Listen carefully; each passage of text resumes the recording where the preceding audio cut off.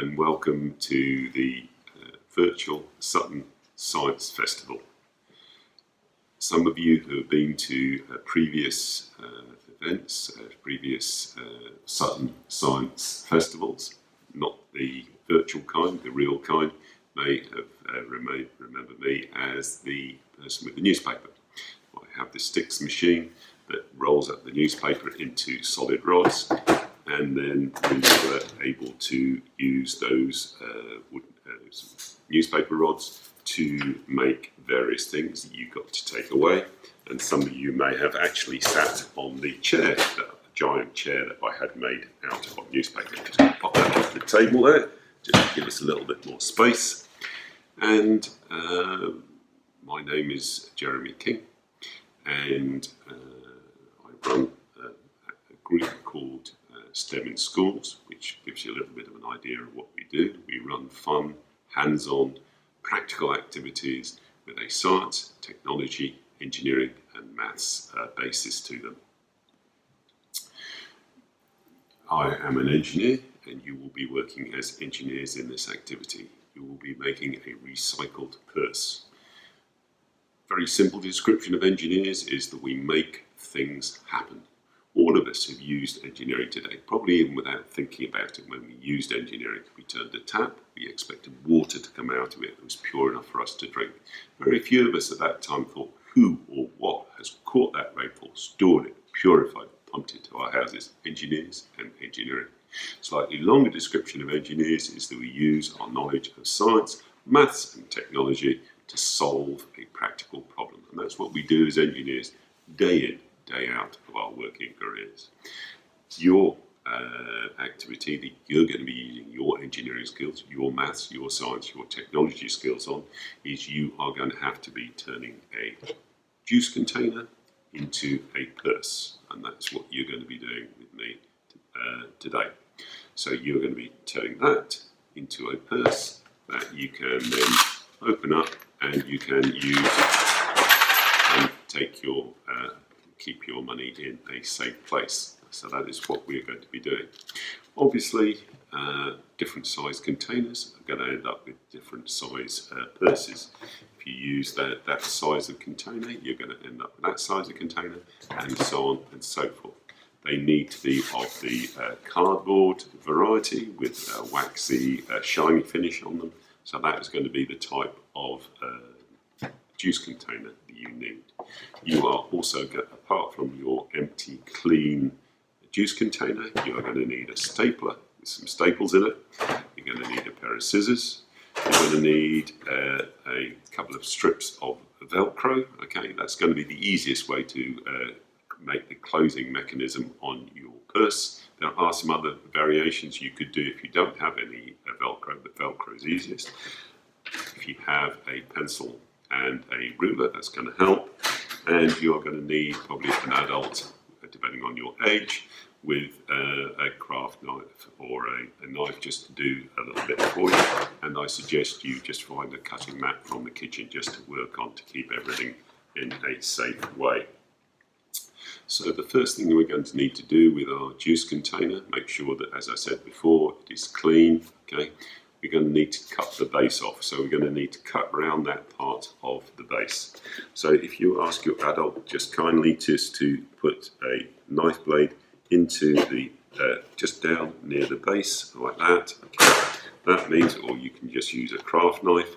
That just means that you're able to get the pair of scissors through there, through the slot that they have just cut, and then you can use your pair of scissors to cut all the way around your base of your juice container. Make sure you do it nice and neatly. Take your time, don't rush, because if you do a nice job, you'll end up with a much better purse at the end of it. So just work your way around, all the way around, and then as we go down the fourth side, we're going to join up to where we started, and you need to take that and you can pop that into the recycling. So you've got a nice square cut end off. And what we need to do now is to open the end out, and what you can do is just literally pull the edges out in this way here. And then if your hand is small enough, you can go up inside and you can push it up inside, or you might find it's easiest to push a pencil in there and work it out in that way there with the pencil, whichever way you do it. So you're going to need to have opened out your the top of your juice container. We are going to be cutting off, if that's 1, 2, 3, 4 sides, we're going to be cutting off 3 of those sides, and we're going to leave one flap up, and that is the flap that is going to be used to close off our purse. If you think about the outside of your purse, you can choose to a certain degree which of the sides is going to be forming the outside of your purse. You can't unfortunately choose this one because there is the spout in that side there. But of the other 3 sides, this looks to be about the most interesting, so I'm going to be choosing that as being the side which has the flap on it. Okay, so we are going to need to cut down there, along that crease, and then back up that crease there. So we are going to be using that flap, leaving that flap, and we are going to be taking off the 3 sides. So just carefully cut along the crease like that towards where the crease is that you used to form the top of your juice container, and just work your way now around like that. It's probably easiest to make sure you don't forget at that point is to cut down the other side of the flap like that, okay, and then you're going to need to be cutting it going away from that, so you are going to be leaving that as the flap to seal off your purse. So just all the way around like that,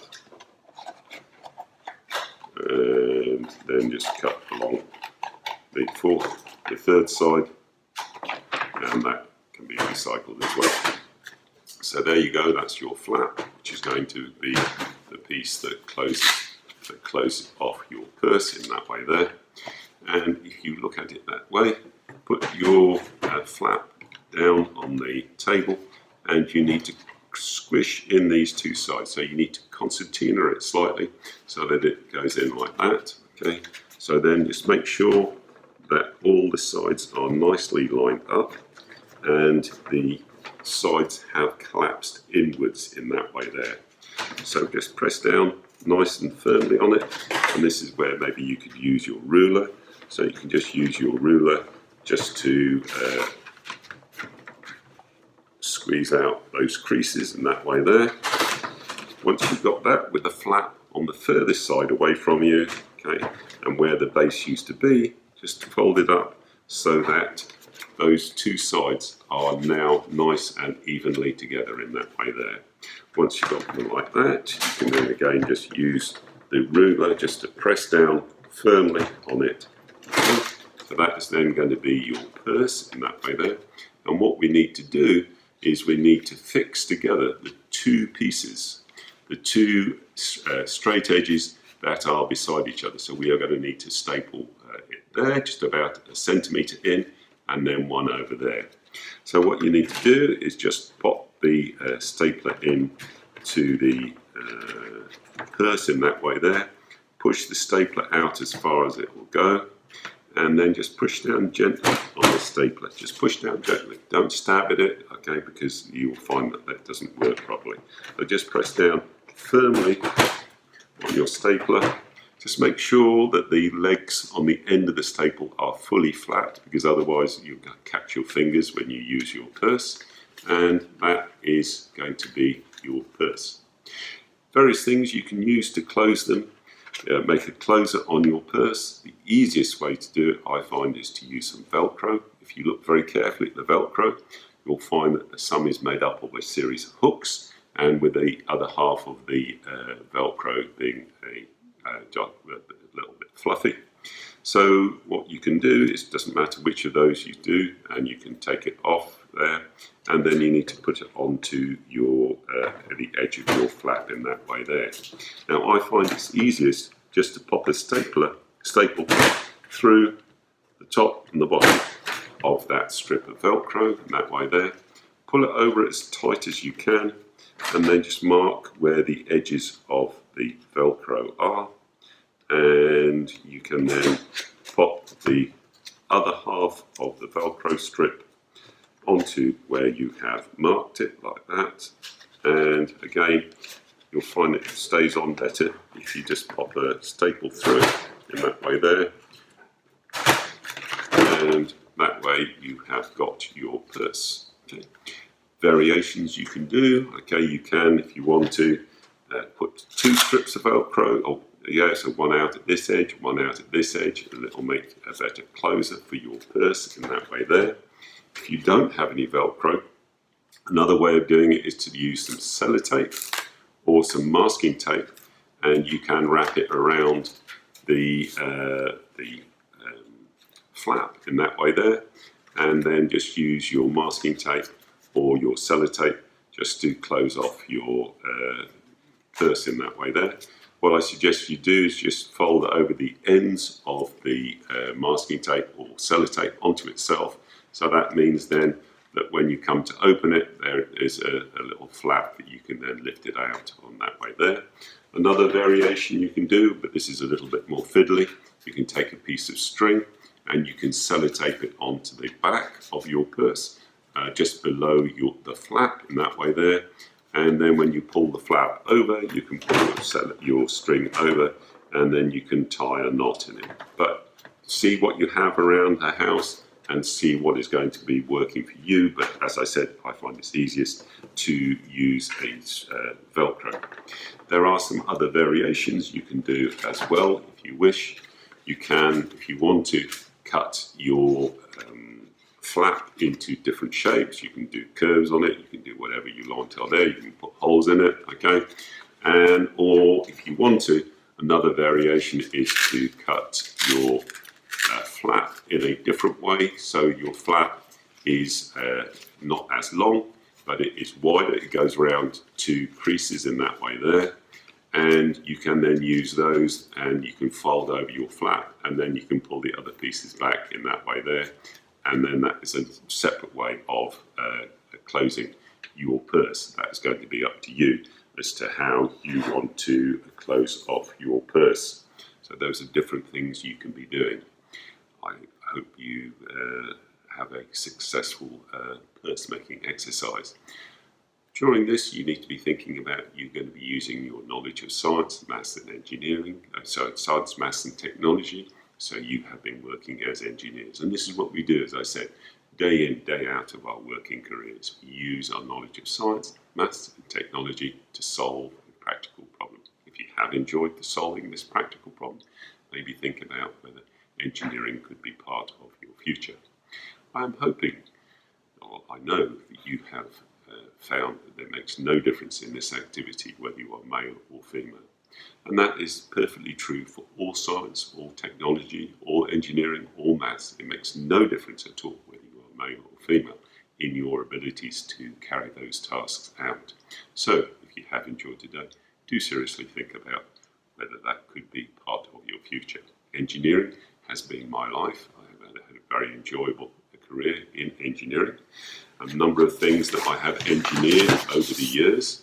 Those of you who know a little bit about the motorway that goes all the way around London knows it's called the M25. I actually built a piece of the M25. I also was involved in engineering and building a 8-storey office block out near Wembley. And not all engineers do this, but I have actually designed and built my own 4-bedroom house, which obviously I'm still living in 35 years later. I've used my knowledge of science, maths and technology to solve a practical problem. I wish you luck with making your purse, and I hope you enjoy a number of the other activities that are available on the virtual Sutton Science Festival. Thank you.